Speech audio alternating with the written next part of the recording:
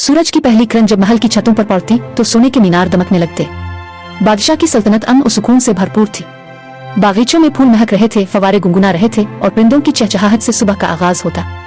महल की सबसे बुलंद और बाला बालकोनी पर एक नाजुक सी शहजादी खड़ी थी जिसका नाम ज़ेवरनोश था। ज़ेवरनोश सल्तनत की सबसे खूबसूरत और चमकदार हस्ती समझी जाती थी, मगर उसकी असल पहचान इसका दिल नहीं बल्कि इसका जुर्म से इश्क था। इसके कमरे की दीवारों पर सोने चांदी के ताक बने हुए थे जिनमें कीमती हार, झुमके, अंगूठियां, कंगन और बेशबहा जवाहरात सजे थे।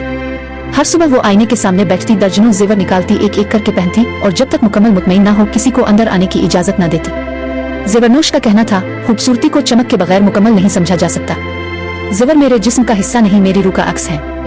एक दिन जब महल में जश्न की तैयारी हो रही थी, एक पुरस्कार सौदागर महल के दरवाजे पर आया। उसके कंधे पर काली चादर, हाथ में एक खूबसूरत नीले नीलम से जड़ा हार था जो धूप में दमक रहा था। इस हार में कुछ ऐसा जादू था कि देखने वाला पलक झपकना भूल जाता। दरबार में जैसे ही इस हार को शहजादी के सामने लाया गया, ज़ेवरनोश की आंखें चमकने लगे। वो हार के करीब आई जैसे कोई बच्चा चॉकलेट के पास जाता है। इसने सौदागर से